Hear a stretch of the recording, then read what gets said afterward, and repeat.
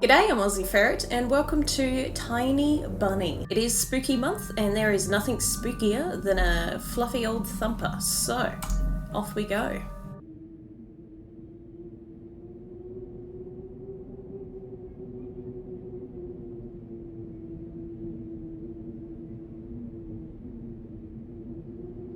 The wind clawed at my window all night long. It wandered the fields and howled like a hungry beast. An endless song weaved from all sorts of voices, shrill, gentle, sneery, twined in the air. They were shouting and laughing, and arguing about something. Someone was running through the snow while casting long shadows that would... I can't read! Someone was running through the snow while casting long shadows that would occasionally creep close to my bed. Wait, where are you sleeping? Are you outside sleeping? On a hammock? No, you said a bed. Oh, never mind. Our house had a mind of its own. The creaky old mind of a building that had seen a lot in its days and was seemingly trying to share its wisdom with the inhabitants. That's nice. That's kind. Sharing is caring. The lonely house faced the forest, and the dark green thicket gazed back with its hollow eyes, rustling, whizzing? That means something different in my vocabulary. Swaying back and forth. One could come out and stand at the edge of the forest to reassure themselves there was nobody behind the crooked trees. Fuzzy silhouettes swaying in the wind couldn't possibly do any harm. It's just a play of light and shadow. Just a play. This game has jump scares, because I would not appreciate. I knew it was just my imagination. I was already 12 after all. Still. Is that a fox? You got food on your face, you slob. Woo! It's a ghost! She appeared out of nowhere! Hey, put away your book! No learning in this household! How many times have I told you not to read at the table? It's bad for your health. Look at how slouched you are. Hide. We'll say no! Okay, hide. You can hide the book. I've hidden the book. Don't blink at me, mother. I didn't protest and put the book about Conan the Barbarian aside. I was stuck on a line. Was it this? Is it where you try to read and your throat just goes, what if we change things up a little? I was stuck on a line I couldn't understand after reading it 3 times anyway. Relatable. Olya had already finished her breakfast and was munching on some cookies. She was so enthusiastic she almost looked like your typical girl from commercials. You know those ones. You're not going anywhere until you finish all of it. I, on the other hand, was still trying to drill a hole in the plate with my eyes, as if it would make the porridge disappear. Hazy anxiousness welled up inside, all because of the previous sleepless night, the black forest around our house, and the gloomy wind. What kind of biscuits is she eating? Because I can't quite see it because this is covered, but her hands look really dirty. So I wonder if they're like the chocolate-coated biscuits, and like the chocolate's melted. But now I'm craving chocolate-covered biscuits.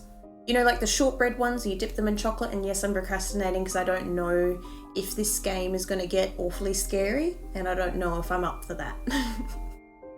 The longer I waited, the colder the lumpy white substance became. Lovely sentence. Oh, far out. What if I come across a word that I don't know how to pronounce?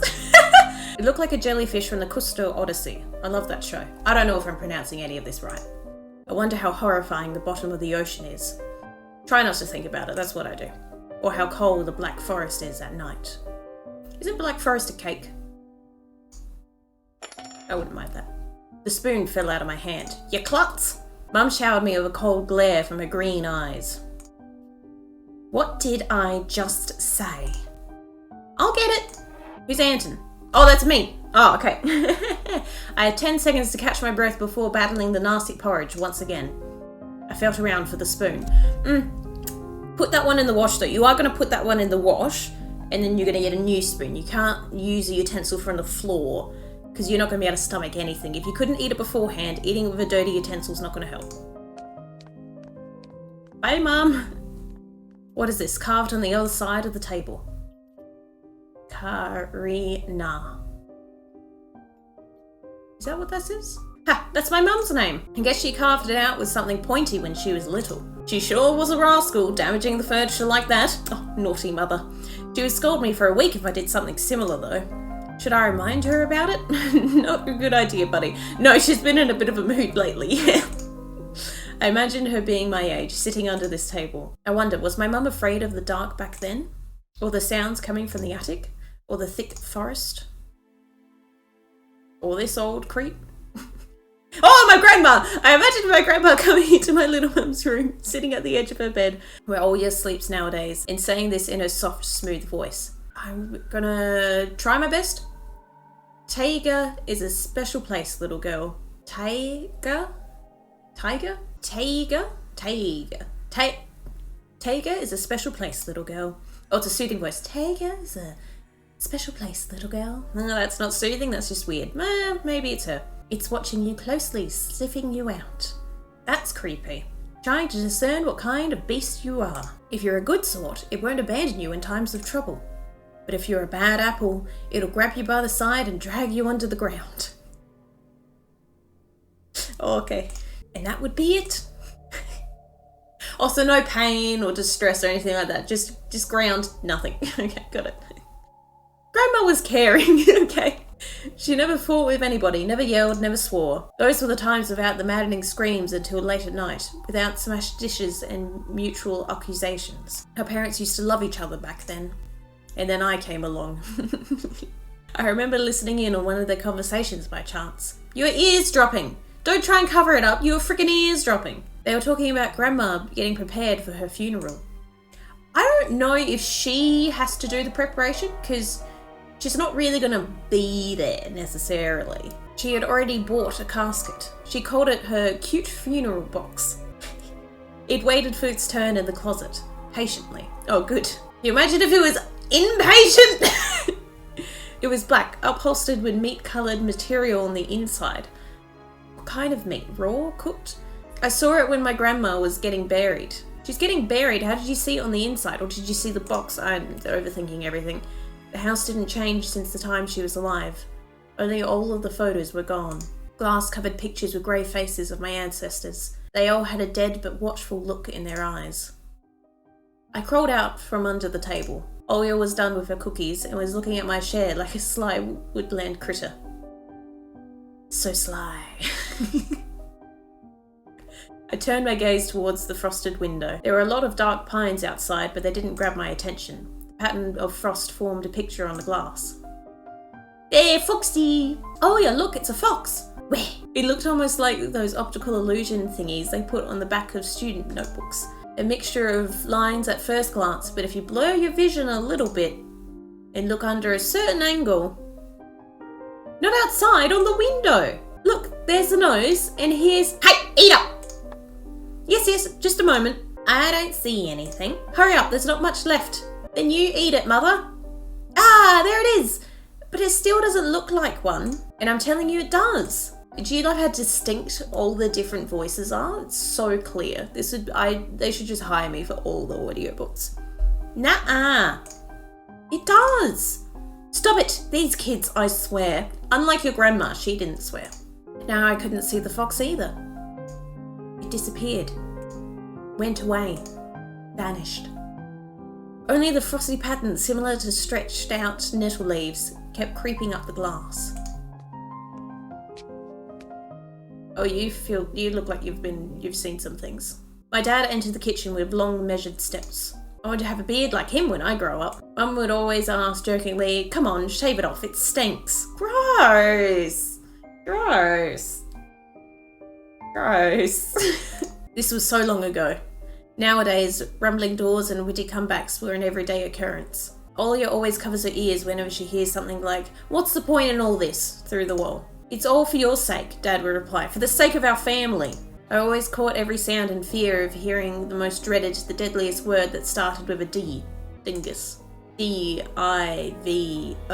I don't even want to finish it. It was scary to imagine that me and my little sister would be torn apart and taken into two different families. Anyway, your fox is nothing. I have an owl on my window.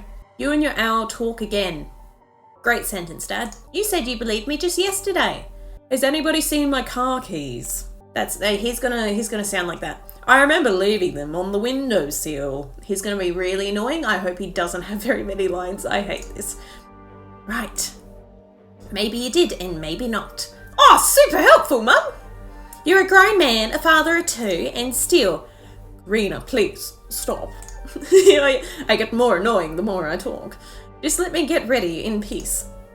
Your keys are in the basket near the phone. Well, thank you very much. Oh, why would you use a word that I don't know how to pronounce? So the thing is, I read more than I listen, I guess. Maybe he pronounces it wrong. Anton, stop making a martyr out of yourself and finish eating already. And the owl? There was no owl. But there was one. It had giant glowing eyes, and now she's really annoying as well. Oh, sorry. Didn't mean to offend. Olga sprung up from the chair and placed her hands on her little face, imitating a pair of eyes with her fingers the size of an apple each. Why do you talk like this? Last year you had Bebe in your closet, and now this owl? I think that's Bebe. I'm just guessing at this point. But I saw it. Olga shifted her gaze back and forth from Dad to Mum, but couldn't find any support. Have you thought about befriending it? You know, like feeding it with imaginary mice? Don't bully our girl. She's just afraid to sleep alone because she's still little. Olga pouted her lips in rebellion and rushed into the hallway. That's what they do in Star Wars. The staircase that led to the second floor creaked. Oh, Mum gave Dad a strict look.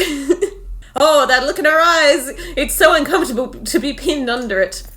Dad just snorted in reply and left, ringing with the keys he just found. Were they in the basket next to the phone? Because I don't think you found them. I think your wife found them. A minute had passed and the theme song from The Little Mermaid echoed through the house. What's the theme song?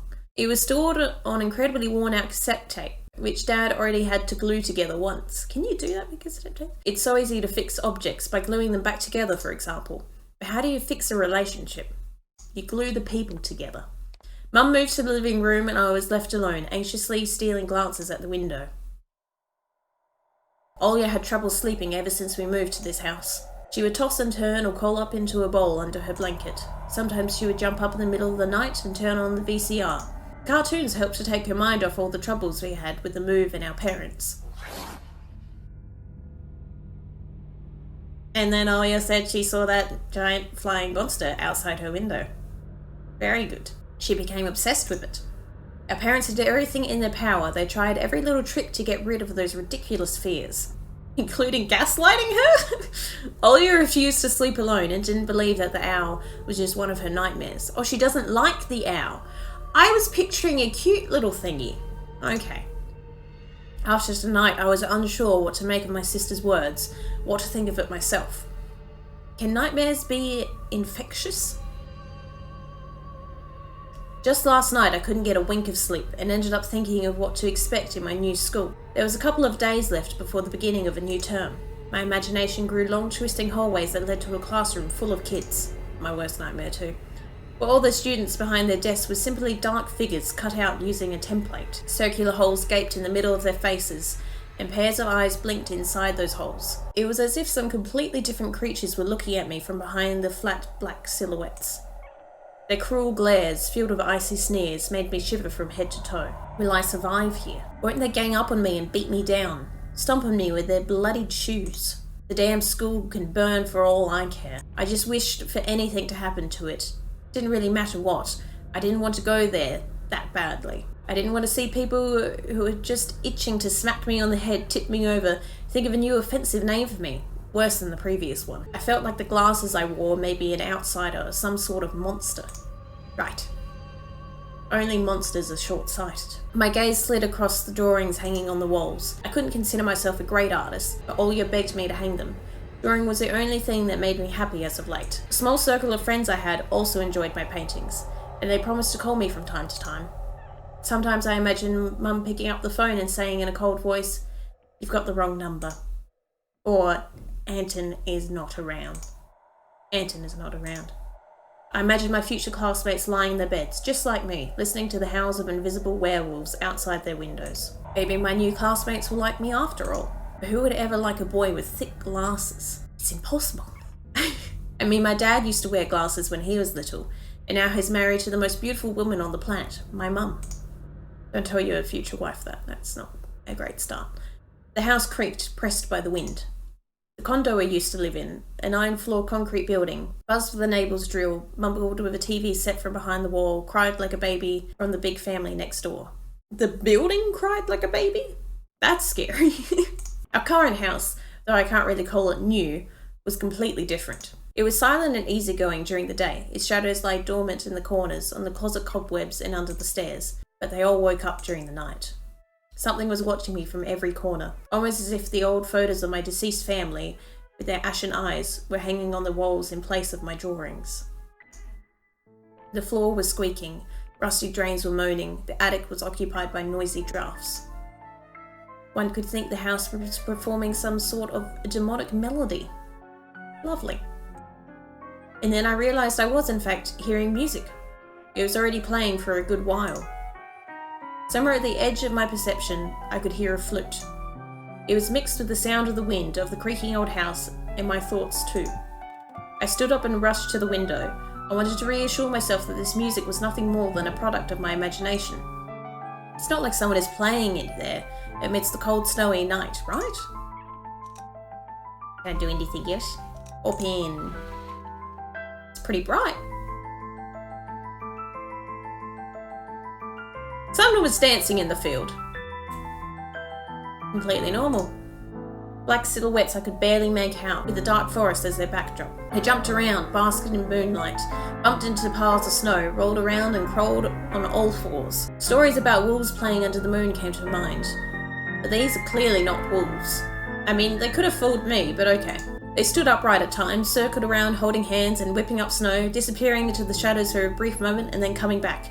See, it sounds like wolves to me. Something bizarre was going on. Shadows dancing in the starless abyss made my imagination go wild, making me anxious at the same time. Suddenly, the music had stopped. The dancing shadows froze in place and, I could swear, pierced me with their eyes. One of the silhouettes immediately parted from the bizarre shadow carnival and sprinted across the field with giant leaps. Towards me. It glided on... that actually made me feel unsettled. It glided on squeaky snow without leaving any prints until it was devoured by the pitch-black shadow of my house, which became even darker and thicker. My heart was jumping around like the bird inside a cage. I shut the curtains with a swift motion and stepped back towards the bed. They saw me! I think that's meant to be like, they saw me! No, it isn't. A freezing tone of fear washed over me. I stood in the middle of a perfectly dark room and listened to some unwanted guests move and scrape around, looking for an entrance. What was that like? I don't like this. The sound moved to the right, then circled around the house. Now my guests should be at the front door. Let them in! I jumped into the bed and covered myself with a blanket as if it could protect me. We all know that's true. The shackles of fear locked my muscles. I remembered the funeral, my grandma lying there, hands crossed on her chest, her facial features sharp like that of a tin doll. Ants running up and down the legs of chairs that held my grandma's casket. I imagined those little creatures climbing up her head and pulling up her eyelids with their tiny legs. Lovely. Then her wrinkly eyeballs would once again move inside their sockets and she'd be able to see her grandchildren.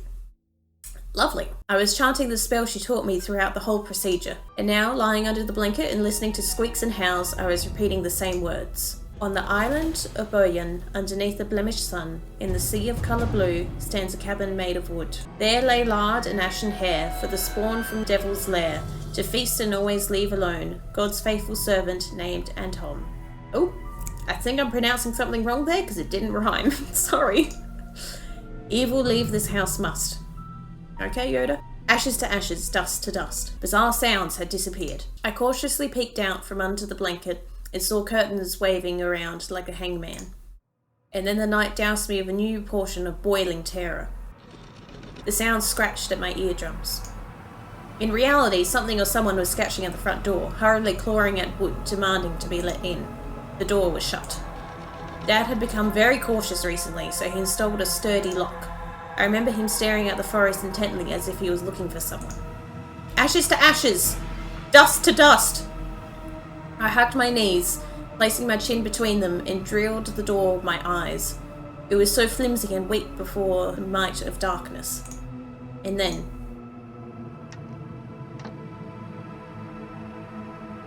the doorknob twitched. Slightly. That was more than slightly. That was like that was a full thing. Like, Jurassic Park. Then it turned halfway, once, twice, as if the person who tried to enter had no hands. Like a dinosaur. The doorknob tilted once more, and then started clicking violently. My jaw cramped from fear. My wet fingers clutched the blanket. The door creaked and opened. If there's going to be a jump scare, I'm going to shit myself. The wind taunted me, moaning inside the tin drains. Now you'll see. The door was wide open. The darkness wreathed inside the carnivorous mouth of the doorway. Tony. I made it super scary. Okay, it didn't register my first click, so I was like, what's happening? Is that an eyeball? It was as if the night itself was calling out to me, flapping its black wings and squeaking with rusty hinges. I was trembling, ensnared by the web of darkness that hung in the corners of my room, waiting for the one who weaved it to come out of the gaping black hole. Tony. It doesn't register my first click, I don't like that! My abdomen tightened and my chest rose up, ready to exhale a desperate scream. But before I was able to do anything, the darkness asked me, Tony, you asleep? Oh. My sister's pale face protruded from the thick shadows. I almost screamed from relief. Olya? I'm not sleeping. Did something happen? Olya frowned and stuck out her lower lip. A clear sign that she was about to cry. It's there again, staring at me. Shoo her away, Tony, please. I'm so scared. Oh, you're shaking a little. The fear that was tormenting me just a minute ago crawled away and hid somewhere in my stomach. I needed to calm Olya down. It was just a dream, silly. Oh, gaslighting. Always calms people down. Don't be scared. Dreams don't bite. No one's going to harm you. Olya sobbed. She was trying her best to believe me. But was I sure myself? I have an idea. Let's go to your room and watch the video. Sleeping Beauty, for example. You like that cartoon, don't you? Why does the Sleeping Beauty have a prince and I have this scary bird? We all have different fantasies. That question took me by surprise. Alright, let's watch Cinderella. My thoughts became tangled. Ah, that's another one you can watch. Fuzzy, what was that? Sorry. What was that? What studied me with its eyes while dancing feverishly under the moon? The darkness was clinging to the window and it couldn't be fooled by Grandma's old chants. It couldn't be satisfied with a feast of lard and long ashen hair. Tony, you coming? Yes, just a moment.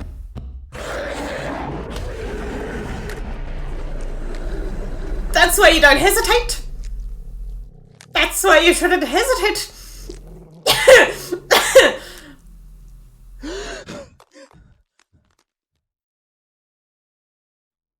That's why I don't want to laugh at Olya and her owl in the morning. Who could be visiting us here in the middle of nowhere? We don't have anyone around here. So persistent. I felt extremely unsettled just from a silly thought that a morning guest could have come from the woods. I mean, is there anywhere else they could have come from? I could barely hear voices coming from the front door. My mind was urging me to hide. In the closet. Under the table. Behind the curtains, where Olya always hides. Or take the table and the curtains and put them in the closet and hide under all three. Tiny, come here! I felt like kettlebells were tied to my feet, but still dragged them towards the hallway. A couple of policemen towered over me in the doorway. They smelled like frost and worry. My mum always winced and grumbled the moment she saw patrol cars, worse than bandits. At the moment, though, she looked somewhat confused. Hello. The senior officer, who wore a grim expression, nodded. A boy had gone missing yesterday. His name's Vova. Look at this, please. Have you seen him? The policeman held out a photograph to me.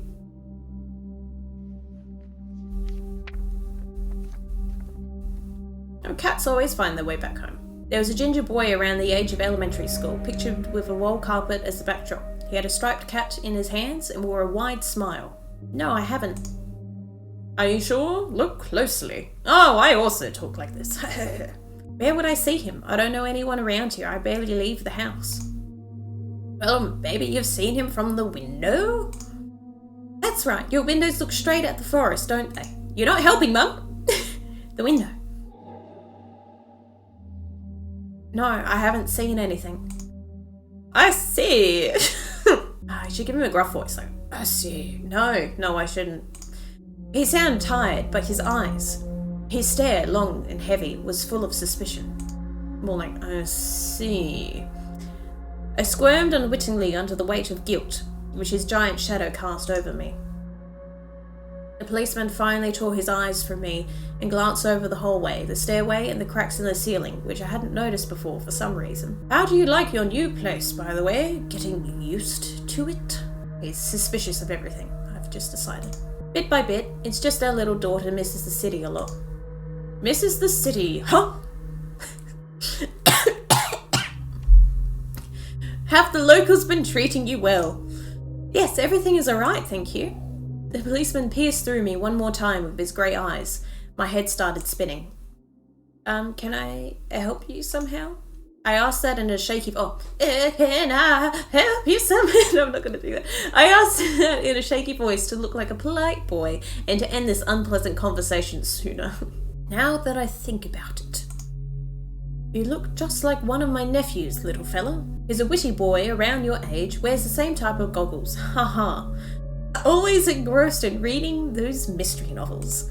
This is a fantastic conversation. He told me he wants to enroll in police school when his family visited this summer.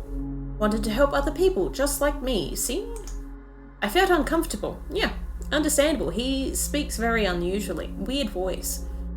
As if a distant relative, and not a police officer, stood before me. You know what? Little boys like you should stay at home, steer away from trouble. The times have changed so much. So has my voice. Mum interjected in a cold voice. You don't say. That's my best at a cold voice. Is that a spinning top? That's cool. Can I touch it? No, okay. Ah, well then. What grade are you in, Tony boy? Did I give you my name? 6th. Have you made any friends here so far, you loner? Not yet. I'll be going to school for the first time after the break. Ah, then I'll leave you my number just in case. Call me if you have any new info. The policemen were gone along with their shadows, the smell of cheap cologne and the photo of a smiling boy. His face still stood before my eyes. I wondered what it was like for him being all alone. There. For some reason, I thought of the forest swaying in the wind. What did his poor parents feel? And what would my parents do if I'd gone missing? Would they cry and thrash around hysterically? Or would they accuse each other like they always do and forget about me eventually? This Vova, did he go missing in our forest? Seems like it. Poor child. Don't you too turn that to that voice. You have to stay distinctively different. No one's distinctively different. I looked out the window, at the road. The police UAZ drove off toward the village. I'm guessing that's a car. The officer's nephew came to mind when I was splitting off old paint from the windowsill. I remembered all the teenage mystery novels from the Black Kitty series I'd read this summer. The average boys and girls investigated all sorts of mysteries there. They looked for clues, spied on suspicious people, and after a set of amazing adventures, bam, solved any complicated case. They became local celebrities and must have made their parents very proud. I noticed a trail of policemen's footprints that led to the forest, and then it clicked in my head. Why don't I start an investigation of my own? Maybe I'll find that lost boy. And I'll get a reward. Olya will be so happy. Where is Olya? And not only Olya, Mum and Dad too. Maybe they'll even forget about their quarrels for a while. Maybe I'll save us from the D word. Death? You think your investigating's that good? I'm joking. I fantasized about buying Olya a Tamagotchi. Yes! I've got Tamagotchis. Hells yes! And getting a cassette player and a bunch of tapes for myself. And a whole box of Kinder Surprise. When was the last time our parents bought us any toys? Last autumn, I think. My dad had lost his job at the time. There's that annoying song about it. I had little to no idea what was the accountant's job like. They count money, I think. Neighbours used to envy us. But nowadays, Mum and Dad barely had money to afford sweets. And Dad would always divide a single chocolate bar between me and Olya. Sometimes I gave her my share too. No matter how much I wanted to eat sweets, she was still just a pipsqueak. Pipsqueak, okay. I couldn't wait to go out, looking for clues. I'm going outside. Yeah, right. No, you can't change your voice, Mum. You want the police to go around with your photo next?